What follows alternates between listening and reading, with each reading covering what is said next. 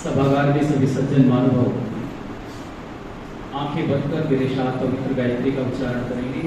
अपने अंतःकरण और इस वातावरण को पवित्र बनाएंगे।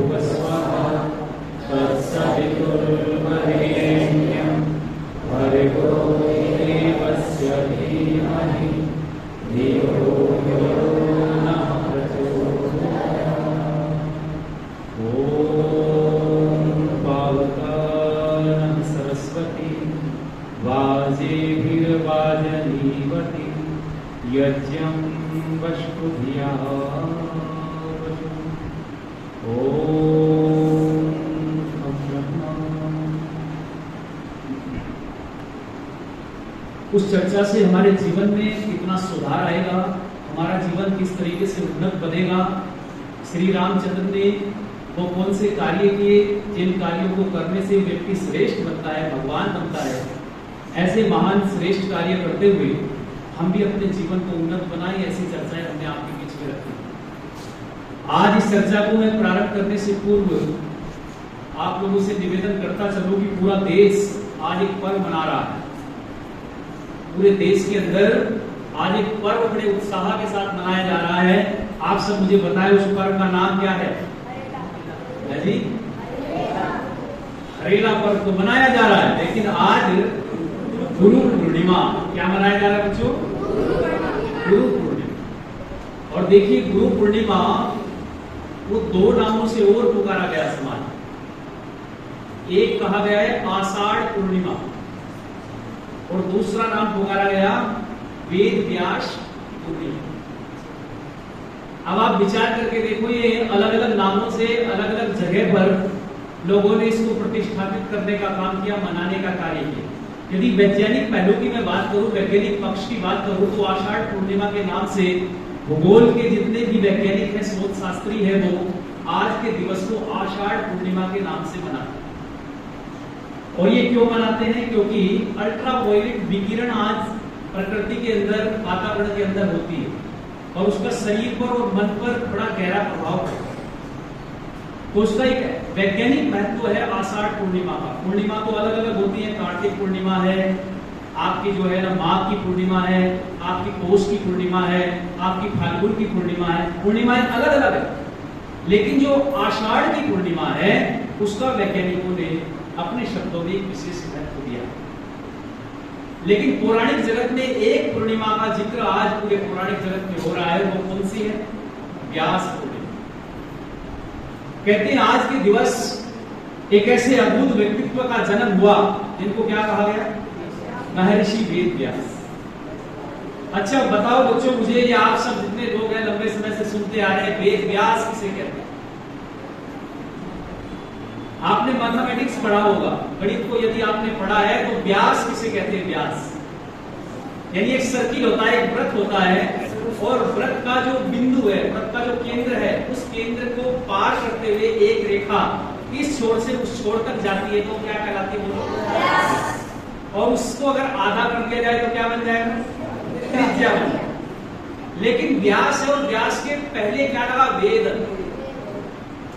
यानी वेद व्यास का पूरा अर्थ क्या हो गया? जिसने वेद को अद्योपांत अध्ययन बोलो कर, जिसने वेद को पूरा पूरा जाना हो, वेद को पढ़ा हो, सांगोपांग जाना हो, व्याकरण, छंद, ज्योतिष, कल्प, निरुक्त आदि सारे अंगों के साथ में वेद का अध्ययन किया हो, ऐसा महान व्यक्तित्व पूरे विश्व के अंदर किस नाम से जाना गया? बोलो। पर बच्चों विचार करके देखना, कुछ लोगों ने कह दिया कि वेद व्यास ने पुराणों को भी लिखा। अच्छा, चारों वेदों को जानने वाला, समझने वाला, व्याकरण को, छंद को, ज्योतिष को, निरुक्त को, वेद में व्यास हो जाने वाला, वेद के आर पार हो जाने वाला व्यक्तित्व क्या इस प्रकार की अनर्गल अरलापों से, अनर्गल बातों से भरी हुई पुराणों का निर्माण कर सकते? इससे पता चला कि लोगों ने पुराण शब्द को भी नहीं जाना। पुराण किसे कहते हैं? पुराण कहते हैं ब्राह्मण ग्रंथों को। किसे कहते हैं? बोलो मेरे साथ। ब्राह्मण ग्रंथ। कितने ब्राह्मण ग्रंथ में? 4। 4 वेद है, चारों वेदों के अलग अलग ब्राह्मण ग्रंथ है, और वो ब्राह्मण ग्रंथ मनुष्यकृत है। वेद मनुष्यकृत बोलो नहीं है। वेद किसने बनाए, किसने दिए वेद को? ईश्वर ने दिए हैं, परमपिता परमात्मा ने दिए हैं, और परमपिता परमात्मा द्वारा प्रदत्त वेदों को महर्षि वेदव्यास ने अद्योपांत पढ़ा। लेकिन उनको पढ़ने के बाद में जो शब्दों की सरल व्याख्याएं की है, जो संस्कारों की सरल व्याख्याएं की है, जो कर्म कांड की सरल व्याख्याएं की है, उन कर्म कांड की सरल व्याख्याओं को ही कहा गया है ब्राह्मण ग्रंथ। और उन ब्राह्मण ग्रंथों को शास्त्रों के अंदर नाम दिया गया पुराण।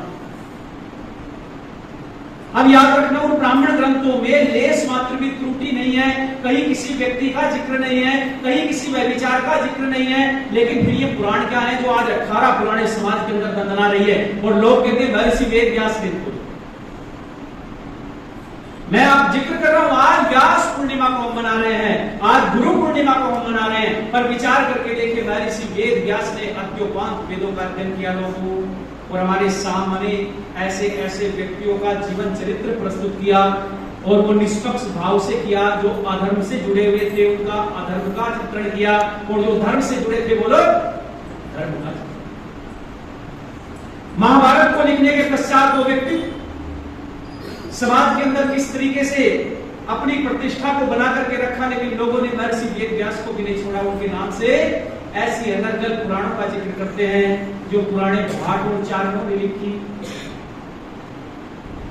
पर मैं आज आपसे ये इसलिए कहने का प्रयत्न कर रहा हूं कि उस महान व्यक्तित्व के जन्म दिवस पर हम सच्चे अर्थों में वेद व्यास को पढ़े, सच्चे अर्थों में वेद व्यास को जाने, और सच्चे अर्थों में जाने की गुरु पूर्णिमा होती है। आज आप विचार करके देखो, आज तथाकथित पाखंडियों का बड़ा यश गान किया जा रहा है, बड़ा भारी ऐश्वर्य चढ़ाया जा रहा है, बड़ी भारी पूजा पाठ आज पाखंडियों की हो रही है। किसके नाम पर? गुरु पूर्णिमा के। और इस गुरु पूर्णिमा के नाम पर बंधुओं किस तरीके का समाज के अंदर समाज का शोषण करने का काम किया जा रहा है, आज आप विचार करके देखो। अरे गुरु का तो अर्थ होता है, गृणाने धातु से गुरु शब्द बनता है, अर्थात जो हमें वो अंधकार से रूह में प्रकाश की ओर ले चले, जो हमारे अज्ञान का नाश करके सच्चे ज्ञान की प्राप्ति करा दे, उसका नाम क्या है? गुरु। और इस गुरु को सच्चे अर्थों में लोगों ने जानने का प्रयत्न नहीं किया। आज जब मैं बार बार समाज के लोगों से कहता हूं, और हर बार मैंने आप लोगों को भी बताने का प्रयत्न किया है कि समाज के अंदर गुरु की पहचान करिए। और गुरु की पहचान कैसे होगी? तो 4 चीजें आप जीवन में याद रखना, वो सच्चा गुरु। सबसे बड़ी पहचान गुरु की होती है उसके अगाध ज्ञान से, नॉलेज। उसके पास अगाध ज्ञान होना चाहिए, सच्ची नॉलेज उसके पास में होनी चाहिए। दूसरी पहचान गुरु की होती है सन्मार्ग दर्शन से, एक अच्छा दर्शन उसके पास में होना चाहिए, सन्मार्ग दिखाने का रास्ता उसके पास में होना चाहिए। और तीसरी जो सबसे बड़ी महत्व की बात है वो ये कि एक सच्चा गुरु इस बात से पहचाना जाता है कि उसके शिष्यों के जीवन में उज्जवल क्रांति आई है। यदि गुरु की बातों को सुन करके उनके शिष्यों के जीवन में उज्जवल क्रांति आ जाए, यदि गुरु की बातों को सुन करके उनके शिष्यों का जीवन में बड़ा परिवर्तन आ जाए, उनके शिष्यों का जीवन धन्य हो जाए, तो समझ लो क्या है? बोलो सच्चा गुरु। ये 3 बातें, लेकिन अंतिम बात मैं आपसे बताने का प्रयत्न कर रहा हूं, सच्चा गुरु वही है जिसके पास ईश्वर का सच्चा ज्ञान हो, अध्यात्म की सच्ची विद्या हो, वेदों को जानने वाला हो, दर्शनों को जानने वाला हो, सच्ची आर्ट्स विद्या को समाज में प्रचारित करता हो, वही क्या है? बोलो सच्चा गुरु। पर आप समाज में उदाहरण उठा करके देखो, क्या ये सारे गुण आज के गुरुओं में घटित होते हैं? आज जो समाज में गुरु दंदना रहे हैं, चारों तरफ समाज को दिशा देने का काम कर रहे हैं, समाज के ठेकेदार बन करके बैठे हैं। आज आप विचार करके देखो, हमने तो ऐसे ऐसे गुरुओं को देखा है, और आज गुरु के साथ गुरुनी भी आ गई। एक गुरु को तो मैंने ऐसा देखा, आप लोगों ने भी शायद देखा होगा, 3-3 सिगरेट उसके हाथ में,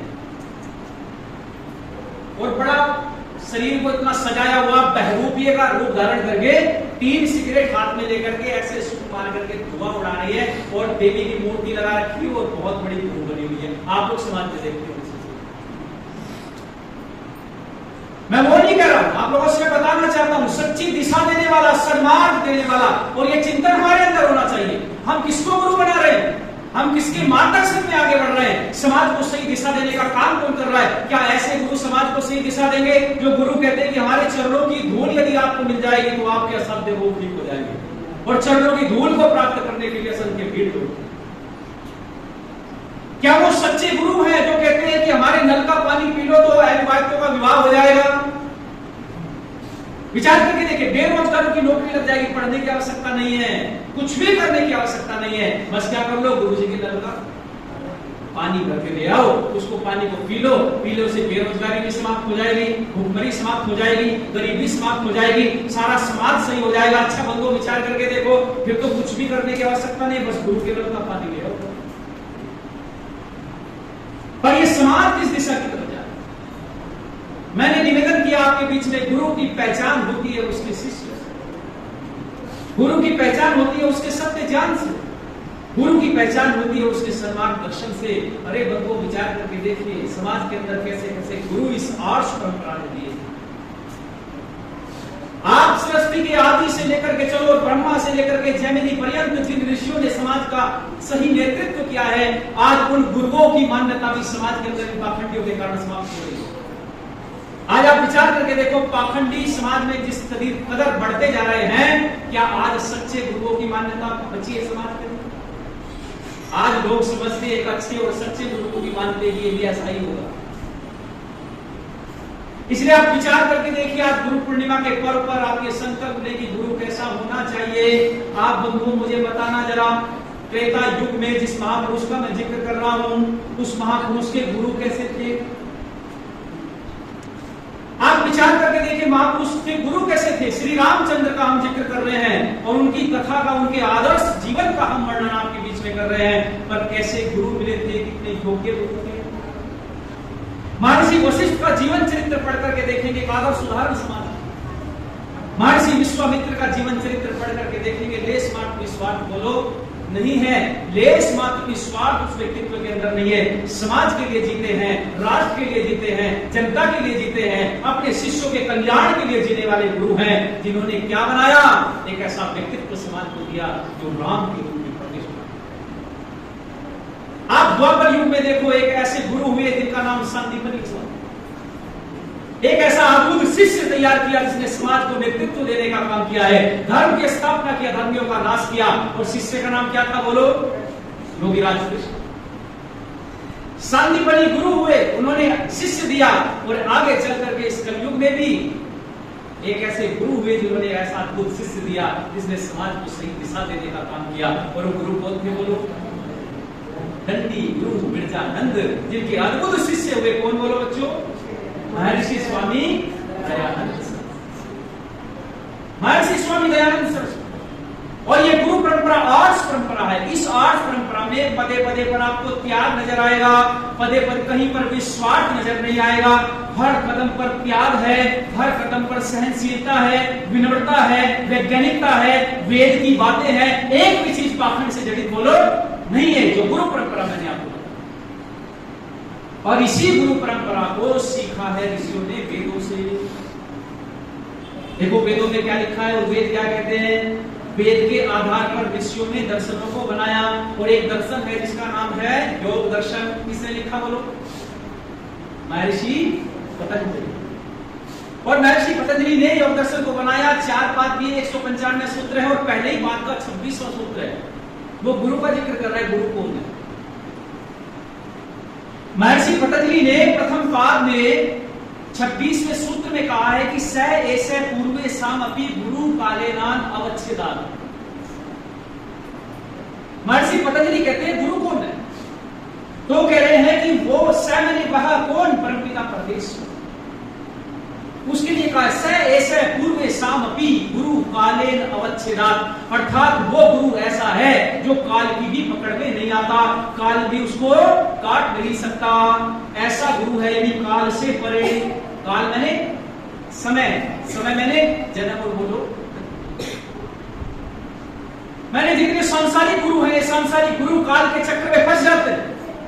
जिन्होंने जन्म लिया है उनकी मृत्यु बोलो होनी है। इसलिए कहा है कि वो जन्म और मृत्यु से परे रहने वाली जो सत्ता है, चेतन सत्ता जिसको परमात्मा कहा गया, वही हमारा सच्चा गुरु है, वही हमारा सबसे बड़ा गुरु है और वो प्रत्येक काल में सह पूर्व सामर्थ्य, पूर्व के समय में भी वो समस्त ऋषि महर्षियों का भी क्या हुआ, बोलो, गुरु हुआ है। इसलिए वो समस्त संसार के प्राणियों का गुरु है। उसी गुरु का ध्यान करो, उसी गुरु को मानो, उसी गुरु को जानो, उसी के संरक्षण में विचरण करो, उसी की साधना करो। यदि उस गुरु का सानिध्य आपको प्राप्त हो गया तो समझ लीजिए और कुछ शेष बोलो नहीं बचता है। वो गुरुओं का गुरु है और उसी गुरु की परंपरा को बहुत सारे लोगों ने गाया, लेकिन समाज के लोगों ने बहुत सारे ऐसे दोहों का दुरुपयोग किया। समाज के अंदर कबीरदास का एक दोहा बोला जाता है, आप सबने सुना होगा बात। और दोहा क्या है? गुरु गोविंद दऊ खड़े काके ना दऊ आए, बलिहारी गुरु आपने गोविंद दियो बिलाए। अच्छा, इसका दुरुपयोग कैसे किया जाता है? दोहा बिल्कुल ठीक है, दोहे में कोई समस्या नहीं, क्योंकि कबीरदास जो थे वो निराकार ईश्वर को मानने वाले। कबीरदास को समझना कोई सामान्य कार्य नहीं है। कबीरदास ने इस पत्थर पूजा का घोर विरोध किया। कबीरदास ने समाज को सही दिशा देने का काम किया और उन्होंने कहा है कि गुरु और गोविंद दोनों खड़े हैं। शिष्य सामने खड़ा है, असमंजस में है कि गुरु के चरणों को छू या ईश्वर को। ये एक अलंकारिक वर्णन है। ईश्वर खड़े नहीं होते, ईश्वर शरीर धारण नहीं करते, लेकिन वो समझाने का प्रयत्न कर रहे हैं कि जब चूज करने की बात आए, जब चयन करने की बात आए, एक तरफ गुरु खड़े हैं, एक तरफ परमात्मा है, तो शिष्य असमंजस में है। तो कह रहे हैं गुरु गोविंद दऊ खड़े काके ना हो पाए, बलिहारी गुरु आपने गोविंद दियो बताए कि हे गुरुदेव आपका धन्यवाद है, आपने गोविंद को दर्शन करा दिया है, गोविंद को बता दिया, इसलिए गोविंद के चरणों को। पर क्या कहते समाज के अंदर की गोविंद कही जाए, बस किसके चरणों को पकड़ लो? गुरु के चरणों को पकड़ लो। यदि गुरु रूठ गया तो सब कुछ रूठ गया, ईश्वर रूठ गया तो कुछ भी नहीं रूठा। ऐसी भ्रांतियां समाज के अंदर फैलाने वाले जारी होते हैं। आप विचार करके देखो, समाज के अंदर अच्छी बातों का दुरुपयोग किया गया। अच्छा, एक उदाहरण मैं आपको देता हूं, जरा आप लोग मुझे बताएं। एक व्यक्ति, मान के चलो मैं राष्ट्रपति, देश की महामहिम राष्ट्रपति द्रौपदी मुर्मू से मिलने के लिए गया, और एक व्यक्ति है जो मुझे मिलाने के लिए लेकर के गया, उनका पीए है और उनसे जाकर के मुझे मिला देता। अच्छा, मैं राष्ट्रपति द्रौपदी मुर्मू को बड़ा मैं मान करके यदि उसके ही चरण पूजने लगूं, उसको ही बड़ा मानने लगूं, क्यों? तो मेरा काम सिद्ध हो जाएगा? नहीं सिद्ध होगा। बड़ा कौन है? बोलो, राष्ट्रपति महामहिम। इसलिए ध्यान रखिए, जैसे राष्ट्रपति का महत्व अलग है, वहां तक पहुंचाने वाले व्यक्ति का महत्व अलग है। राष्ट्रपति के पास जाने से कार्य सिद्धि होगी मेरी, जिस प्रयोजन के लिए मैं गया था। आज यही समाज के अंदर भ्रांति हो रही है। ईश्वर को बताने वाले अपने आप को भगवान से बड़ा मान बैठे।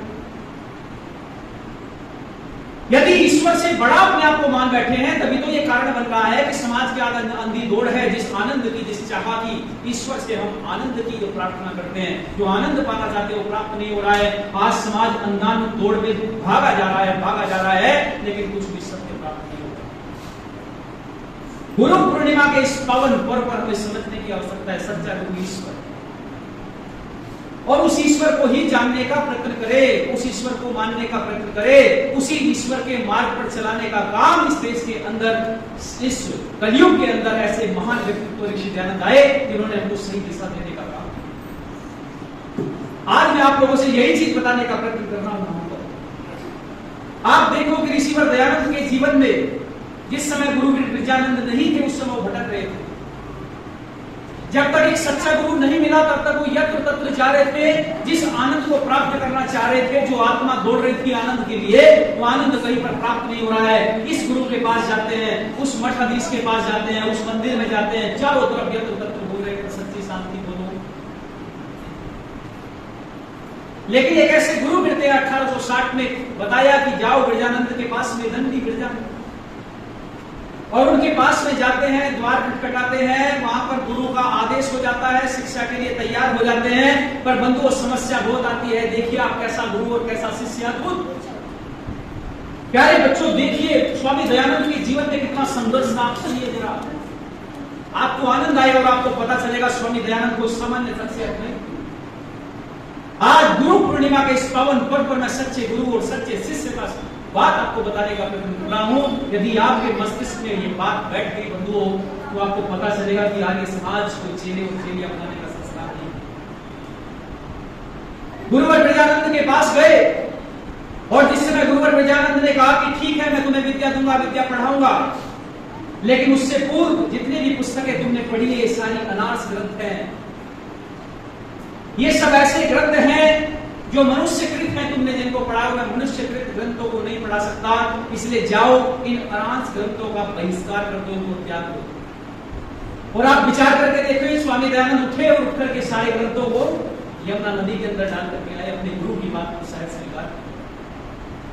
लेकिन पढ़ने की पढ़ाई की व्यवस्था हो गई स्वामी जी, पर अब ठहरने की समस्या थी, अब भोजन की समस्या थी, अन्य कई सारी समस्याएं थी, क्योंकि गुरुवर ब्रजानंद ने तो कह दिया था कि मैं केवल विद्या दे सकता हूं, मेरे पास ठहरने की व्यवस्था नहीं है। पर विचार करके देखो, जब भोजन की बात आई तो उस समय दुर्भिक्ष चला हुआ, और उस दुर्भिक्ष के काल में उत्तर भारत के अंदर बड़ा भारी दुर्भिक्ष फैला हुआ था। कई वर्षों तक स्वामी दयानंद ने, आप जीवन चरित्र पढ़ेंगे तो चले खाकर के जीवन यापन,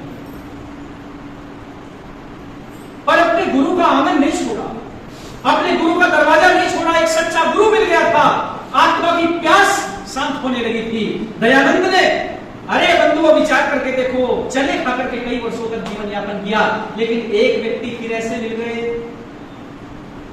स्वामी दयानंद सरस्वती का व्यक्तित्व इतना प्रभावी था, स्वामी दयानंद सरस्वती के अंदर विनम्रता थी, विद्वत्ता थी, और उससे प्रभावित होकर के मथुरा के आसपास के लोग बड़े प्रभावित हुए।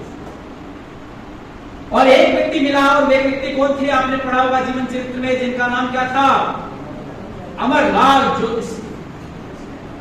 और उन्होंने भोजन की व्यवस्था की, अपने घर पर ले गए, भोजन की ठहरने की व्यवस्था कर दी। और भोजन की व्यवस्था जब होगी तो स्वामी जी के सामने अब समस्या ये थी कि मैं रात्रि को अध्ययन करता हूं, मैं रात्रि को पढ़ता हूं, तो पढ़ने के लिए प्रकाश की आवश्यकता, लेकिन प्रकाश के लिए उस समय दीपक होते थे, दिए से पढ़ते। अब दिए में जलाने के लिए तेल चाहिए, अब तेल की व्यवस्था नहीं थी तो कौन करे? तो एक व्यक्ति और हुए उस जमाने में, देखो ईश्वर दयानंद का जादू देखिए और किस तरीके से समाज ने सहयोग किया उस व्यक्ति। एक व्यक्ति सामने निकल करके आए जिनका नाम था लाला गोवर्धन सर्राफ, और उन्होंने 4 आने, उस समय उस जमाने में 4 आने प्रत्येक मास वो स्वामी दयानंद के दीपक में जलने वाले तेल के लिए रखते थे। अब प्रकाश की व्यवस्था हो गई, लेकिन एक व्यवस्था और थी, एक व्यक्ति और हुए जिनका नाम था श्री हरदेव पत्थर वाले, जिन्होंने 2 रुपए प्रति मास दूध की दी।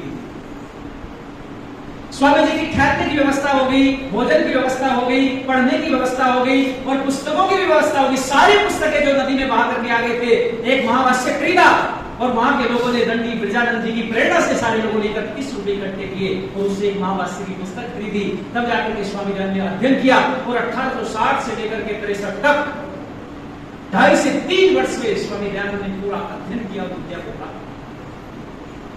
और मैं आप लोगों से बताता चलूं, आज गुरु पूर्णिमा के पर्व पर मुझे बड़ा गर्व होता है।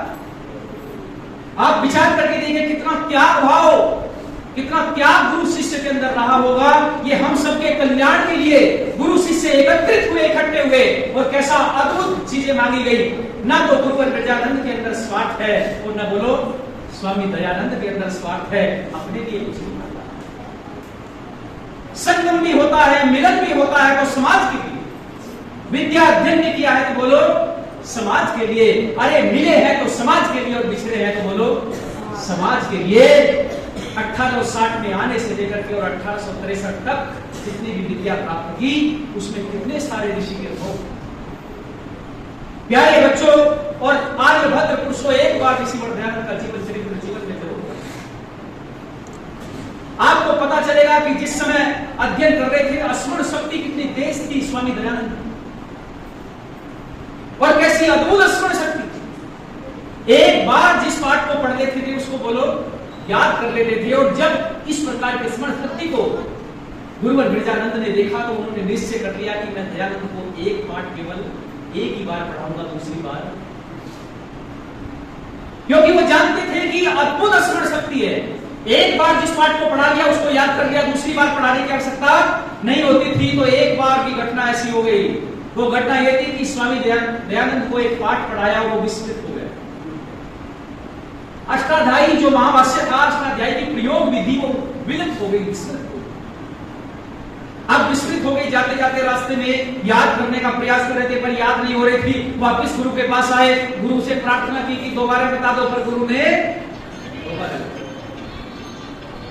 दोबारा नहीं बताया। गुरु ने फिर प्रयास किया, एक दिन दो दिन याद करने का प्रयास किया पर नहीं हुआ।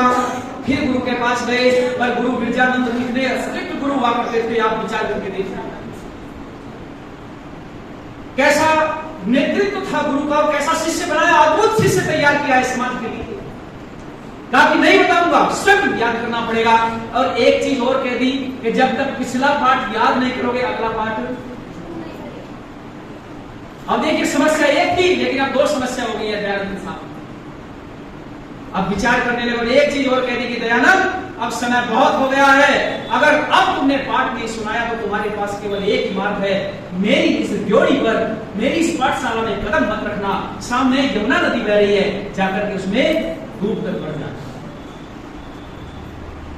जब ये बात कही तो स्वामी दयानंद अपने गुरु की आज्ञा को सहर्ष शिरोधार्य करने के बाद यमुना नदी की तरफ बढ़ते हैं और यमुना नदी के किनारे बैठ करके वो चिंतन करते हैं। एकाग्रता देखना शिष्य की कैसी अद्भुत एकाग्रता, सारे इंद्रियों को समेट कर मन को एकाग्र करके शरीर से अलग हो जाते हैं, समाधिस्थ अवस्था में पहुंचते हैं। और ऋषिवर दयानंद कहते हैं कि जब मैं उस अवस्था में पहुंचा तो मुझे ऐसा लगा कुछ समय के पश्चात जैसे एक व्यक्ति मेरे सामने खड़ा होकर के मुझे अष्टाध्यायी की पूरी प्रयोग विधि सुना रहा।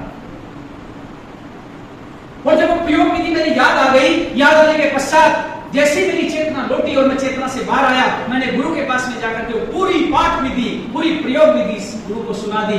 और गुरु विरजानंद बड़े प्रसन्न हुए और प्रसन्न होकर के शिष्य के सर पर आहा कितनी प्रसन्नता हुई, अद्भुत शिष्य कैसे स्पर्श।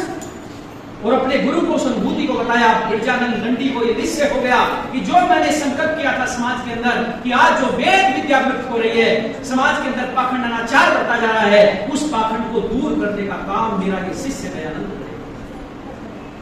उसी दिन निश्चय कर लिया। कैसा अद्भुत गुरु पूर्णिमा पर याद करो गुरु विरजानंद, याद करो स्वामी दयानंद को, कैसा अद्भुत शिष्य। विरजानंद कहते हैं कि दयानंद मेरी ड्योढ़ी पर इस पाठशाला में जाने कितने शिष्य आए और चले गए हैं, लेकिन तुम एकमात्र पहले ऐसे शिष्य हो जिसको पढ़ाने में, जिसको विद्या देने में मुझे अत्यंत आनंद की अनुभूति, अत्यंत आनंद की अनुभूति। और कितना कष्ट, स्वामी थे, संन्यास ले लिया था, उसके बाद भी आप विचार करके देखो कितने स्ट्रिक्ट गुरु थे। अगर थोड़ी सी भी गलती हो जाती तो दयानंद को डंडी से, लाठी से मारते। कई बार एक नैनसुख नाम के व्यक्ति थे जो बहुत बड़े भक्त थे विरजानंद के, उन्होंने कहा कि हम जैसे गृहस्थी नहीं है महाराज। स्वामी दंडी विरजानंद जी से कहा महाराज ये दयानंद तो सन्यासी है, ये हमारे जैसा गृहस्थी नहीं है, आप इसके साथ ऐसा व्यवहार मत करो। विरजानंद जी ने विचार किया पर स्वामी दयानंद ने कहा कि नैनसुख जी आपको गुरु से ये बात कहनी नहीं चाहिए थी, हमारे सुधार के लिए बात करते हैं। आज विचार करके पर आज के गुरु कैसे हो रहे हैं, आज के शिष्य देखो कैसे हो रहे हैं। यदि गुरु थोड़ी सी डांट लगा दे तो गुरु पर मुकदमा लिखवा दे। यदि अपने शिष्य के सुधार की दृष्टि से दो बात गुरु शिष्य से बोल देता है, सच्ची बात सुधार की दृष्टि से बोलता है, उसके जीवन के निर्माण की दृष्टि से बोलता है, पर आप विचार करके देखो क्या करेगा शिष्य, गुरु से बात तक नहीं करेगा, रिश्ता करने लगेगा। पर डंडे से मारते हैं। आप विचार करके देखो कितना सेवा भाव। अरे मैं गदगद हो गया ऋषि की वो जीवन चरित्र पढ़ने के बाद में। गुरु विरजानंद यमुना का पानी पीते थे और उसी पानी में नहाते थे, यमुना के पानी में नहाते थे। और स्वामी दयानंद का ब्रह्ममुहूर्त में उठ करके सबसे पहला काम यही होता था कि 8 से 10 घड़े सुबह और 8 से 10 घड़े शाम को कुटिया में लाने ही लाने हैं। और वो अपने कंधे पर रख कर लाते थे। और कहां से, यमुना के नीचे जाकर के विचार करके देखिए कैसा गुरु और कैसा शिष्य, और आगे चलकर इतना कठोर परिश्रम किया, बहुत कम समय में विद्या को प्राप्त किया और समाज को सही दिशा देने का काम किया है। लोगों, इस समय समाज में विद्या पढ़ने के बाद जाने लगे, शिष्य ने, गुरु ने रोका कि नहीं दयानंद वहां नहीं जाना है, इस समाज की दिशा को देखो, जाओ जाकर के इसको ठीक करो, और वहां से निकले और आगरा की तरफ चल दिए। मैं आपको बताता चलूं, ऐसा अद्भुत शिष्य और ऐसा गुरु अपनी एक गुरु की बात को स्वीकार करने के बाद कितने सारे आगे शिष्य तैयार किए। मैंने व्याख्यान के प्रारंभ में आप लोगों से एक बात कही थी कि गुरु की पहचान उसके शिष्यों की उज्जवल क्रांति से होती है। स्वामी दयानंद सच्चे गुरु थे, उनके शिष्यों से उनकी पहचान होती है। आप विचार करके देखो, स्वामी श्रद्धानंद का जीवन चरित्र पढ़ करके देखो, कैसे सूर्य बना दिया। आप पंडित गुरुदत्त विद्यार्थी का जीवन पढ़ के देखो, पंडित लेखराम का जीवन चरित्र पढ़ के देखो, लाला लाजपत राय का जीवन चरित्र पढ़ के देखो, श्यामजी कृष्ण वर्मा का जीवन चरित्र पढ़ के देखो। ये एक लंबी शिष्य परंपरा है, जिन शिष्यों के जीवन को अद्भुत आलोकित करने का काम स्वामी दयानंद ने किया। इसलिए सच्चे अर्थों में गुरु पूर्णिमा पर यदि सच्चे गुरु को याद करना है तो कौन है? बोलो, स्वामी दयानंद, स्वामी दयानंद सर। इसलिए बंधुओं, मैं बहुत विनम्रता पूर्वक आपसे कहना चाहता हूं कि इस गुरु पूर्णिमा को सच्चे अर्थों में मनाओ और उन गुरुओं की बातों को अपने जीवन में धारण करो, अपने जीवन में ग्रहण करो। जिस श्री रामचंद्र का जीवन चरित्र हम आपके बीच में रख रहे हैं, वो भी गुरुओं की देन है, वो भी गुरुओं की। एक ऐसा अद्भुत शौर्य जनकपुरी के अंदर दिखाया। जनकपुरी में जिस समय धनुष रखा हुआ था, कोई भी उठा नहीं पाया, कोई भी प्रत्यंचा चढ़ा नहीं पाया, और अपने गुरुओं के द्वारा सीखी गई विद्या के आधार पर, अपने बौद्धिक बल के आधार पर, अपनी शारीरिक शक्ति के आधार पर समस्त आर्यवर्त के अंदर अद्भुत शौर्य दिखाने वाला महान पराक्रमी शिष्य अपने गुरु के सामने ऐसा पराक्रम प्रदर्शित करता है कि सारी दुनिया उस शिष्य को देख। जब धनुष उठाया, प्रत्यंचा चढ़ाया, और चढ़ाने के बाद में जिस समय आदेश हुआ इस पृथ्वी के सबसे शक्तिशाली राजकुमार के गले में आओ, आकर के वरमाला पहनाओ, सीता माता उठती है, आती है और वरमाला पहनाती है, और पहनाने के बाद आदेश होता है कि जाओ जाकर के पिता को बता दीजिए, दूत पहुंचते हैं अयोध्या। यहां तक का संवाद मैंने आप लोगों को बताया। और आज इस गुरु पूर्णिमा के पावन पर्व पर मैं आपको बताता चलूं कि ऐसे गुरु जिनमें लेस मात्र भी कोई स्वार्थ नहीं।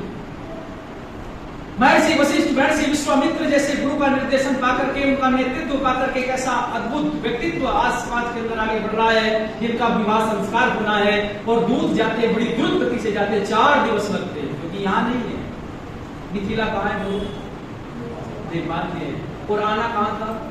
अयोध्या में आना था, उत्तर प्रदेश में आना था। दूरी बहुत लंबी थी, इतनी दूरी तय करके बड़ी द्रुत गति से चलने वाले रथ और घोड़े पर बैठ करके वो दूत पहुंचते हैं, और जाकर के महाराज दशरथ को ये निमंत्रण देते हैं कि आपके पुत्र ने पूरे आर्यवर्त के राजा और राजकुमारों के सामने एक ऐसा धनुष पर प्रत्यंचा चढ़ाया है जो महाराज जनक का प्रिय धनुष है, और आज उस धनुष पर प्रत्यंचा चढ़ाने के बाद में पूरे विश्व की सबसे योग्य देवी को वर्ण कर दिया है। इसलिए आपको यह आदेश, ये संदेश भेजा गया है कि आप अपने साथ में, आप अपने इष्ट मित्रों के साथ में, परिवारजनों के साथ में, अपने सगे संबंधियों के साथ में मिथिला नगरी की तरफ प्रस्थान। दूत ने सब कुछ बता दिया। अब आप बंधु विचार करके देखो, यहां मैंने पहले भी आप लोगों से कहा था और अब भी कहा, जिस समय पुत्र ने अपना शौर्य दिखाया और सीता माता ने वरमाला डाली, डालने के बाद में सबसे पहली बात वहां बैठे हुए गुरुओं ने, वहां बैठे हुए आचार्यों ने कहा कि इनके पिता को सूचना दी जाए। अच्छा, आज का पिता होगा? आज यही तो बात कही गई थी कि वरमाला पहना दी गई है, पति पत्नी बन चुके हैं, स्वीकार कर लिया गया है सब कुछ, और उसके बाद में पिता को सूचना दी जा रही है। पर आज का पिता होगा तो आज का पिता कहता मेरे बिना शादी कैसे कर, मेरे से पूछे बिना, मेरे से विचार विमर्श किए बिना कैसे शादी कर ली, कैसे विवाह संपन्न हो गया, कैसे विवाह की तैयारी हो। आप विचार करके देखिए समाज कैसा था, समाज में कौन सी परंपराएं थी। गुरु बैठे हैं, आचार्य बैठे हैं, वेदों के विद्वान बैठे हैं, उन्हीं के संरक्षण में एक शिष्य ने वर्ण कर लिया है अपनी सहधर्मिणी का, और उसके बाद में पिता प्रसन्नता पूर्वक कहता है मेरे राम का। महाराज दशरथ कहते हैं मेरे राम का विवाह, बड़े प्रसन्न होते हैं। सारी बातें सुनकर के वो अपने सुमंत्र को आदेश देते हैं, अपने मंत्री को आदेश देते हैं कि मंत्री इस दूत को स्वर्ण मुद्राएं दे दो, जितनी ये चाहे उतनी स्वर्ण मुद्रा देखो इतना सुंदर संदेश लेकर के आया है। आज मेरे राम का यशगान पूरे विश्व में गाया जा रहा है। आज मिथिला में जनकपुरी के अंदर मेरे राम ने अपने शौर्य और पराक्रम और बुद्धि का परिचय लेकर के समस्त राजकुमारों के सामने अपनी प्रतिष्ठा हासिल की है। इसलिए इस दूत ने जो मुझे सुनाया है, इसके बदले में इसको स्वर्ण मुद्रा दी। और जब स्वर्ण मुद्रा देने की बात आई तो स्वर्ण मुद्राएं भर के दूत के सामने लाई गई, पर दूत ने स्वर्ण मुद्रा को हाथ लगा करके, हाथ जोड़ करके महाराज दशरथ से कहा, महाराज दशरथ, मैंने आपकी इस भेंट को स्वीकार कर लिया है, पर मैं इनको ग्रहण नहीं कर सकता। अब महाराज दशरथ ने पूछा, ग्रहण नहीं कर सकते, क्यों नहीं कर सकते? तो दूत का उत्तर समझेगा कहो, ये दूत का उत्तर जनकपुरी के दूत का ही उत्तर हो सकता है। बंधु, उसने कहा कि जिस समय हमारी पुत्री सीता ने राम के गले में वरमाला डाल दी थी, उसी दिन से वो यहाँ की पुत्र वधू हो गई है। यहाँ की पुत्र वधू हो जाने के कारण ये उसका ससुराल बन गया है। और हमारे यहाँ परंपरा है कि बेटी के ससुराल में दिया जाता है, पर लिया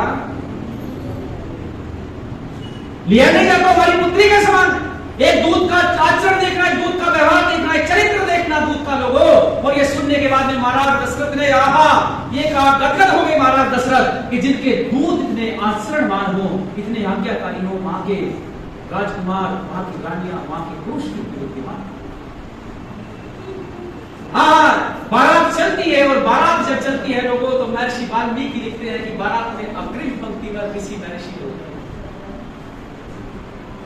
बारात जब बारात की चलने की बात आई तो अग्रिम पंक्ति में उस समय के ऋषि महर्षि लोग, जिनमें महर्षि कात्यायन है, महर्षि जाबली है, महर्षि वशिष्ठ है, वहां जितने भी ऋषि मुनि लोग हैं, सब अग्रिम पंक्ति में। अब विचार करके देखना, इस समय धर्म के जितने भी सूर्य थे, धर्म के जितने भी स्तंभ थे, वो राजा राजकुमारों के भी ऊपर बैठा करके देख सकता हुआ करती थी, जिनका मान सम्मान होता था। पर आज के विवाहों में देखो कौन होता है अग्रिम पंक्ति। आज की शादियों में अग्रिम पंक्ति में कौन चलता है? जो सबसे बड़ा शराबी है, और वो जो डीजे पर नाचता हो। आज ये आ गई ना बीमारी डीजे, ये बीमारी है। ये हमारी भारतीय संस्कृति के अनुकूल संगीत नहीं है। हमारे यहाँ तो 8 से 9 महीने तक गर्मी होती है, लेकिन ये यूरोप की जो सभ्यता है, यूरोप की सभ्यता में से निकली हुई एक मजबूरी है ये डीजे, क्योंकि वहां भयंकर ठंडी पड़ती है, और ठंडी में शरीर बहुत तेज हिलाना पड़ता है, कभी पसीना आ जाए, गर्मी आ जाए और सर्दी भाग जाए। हमारे यहाँ तो गर्मी ऑलरेडी है, इसलिए हमारे यहाँ तो संगीत है, हमारे यहाँ बांसुरी है, हमारे यहाँ पर तबला है, हमारे यहाँ सरोद है, हमारे यहाँ इस प्रकार के वाद्य यंत्र हुआ करते थे जो हमारी कल्चर, हमारी संस्कृति, हमारी सभ्यता के अनुकूल होते थे। पर क्या किया हमने, वो डीजे बुला लिया, और उस डीजे पर तभी नाचा जाता है जब लोग क्या करते थे, मदिरा पान शराब। पर अब विचार करके देखो, उस समय के विवाह में जब विवाह जा रहा, सारे गुरुओं को मान्यता दी जा रही है, गुरु पूर्णिमा को सच्चे अर्थों में मनाया जा रहा है, सारे गुरु अग्रिम पंक्ति में चल रहे हैं। ये थी गुरुओं की मान्यता। उस समय गुरु ये नहीं थे कि दुनिया भाड़ में जाए, समाज भाड़ में जाए, कोई कहीं भी चला जाए, राजा कुछ भी करे, प्रजा कुछ भी करे, बस मेरे पास में आओ, आकर के मेरे नल का पानी ले जाओ या दान दक्षिणा चढ़ा दो, बस तुम्हारा कल्याण हो जाए। महर्षि वशिष्ठ ने, महर्षि विश्वामित्र ने कभी भी राजा राजकुमारों को ये नहीं कहा, कभी भी अपने यहाँ भीड़ इकट्ठी नहीं की, कभी अपने यहाँ प्रलोभन देकर के किसी प्रकार का विश्वास और पाखंड जनित कार्य नहीं किया है। सच्चे अर्थ में वो गुरु थे, इसलिए उनकी मान्यता थी, उनको अग्रिम पंक्ति में उनकी पूजा होती थी, अर्घ दिया जाता था, अग्रिम पंक्ति में सम्मान होता था। ये थी गुरु। और आज हम किस दिशा की तरफ जा रहे हैं? आज हम समाज में विपरीत दिशा की तरफ बढ़ रहे हैं। हम राम के भक्त तो कहलाए जा रहे हैं, पर राम की बात हमें माननी नहीं है। इसलिए बंधुओं, विचार करो, गुरुओं के जीवन चरित्र को पढ़ करके देखो। बारात आगे की तरफ चलती है, मिथिला में पहुंचती है, और वहां जाकर के किस तरीके से विवाह संस्कार वैदिक रीति से होता है, इस पर हम चर्चा करेंगे। आज का व्याख्यान जो कि गुरु पूर्णिमा का ये पर्व था, इस पर यही बताना आप लोगों को बेहद आवश्यक था कि गुरुओं का महत्व समाज के अंदर कितना है और गुरु कैसा होना चाहिए।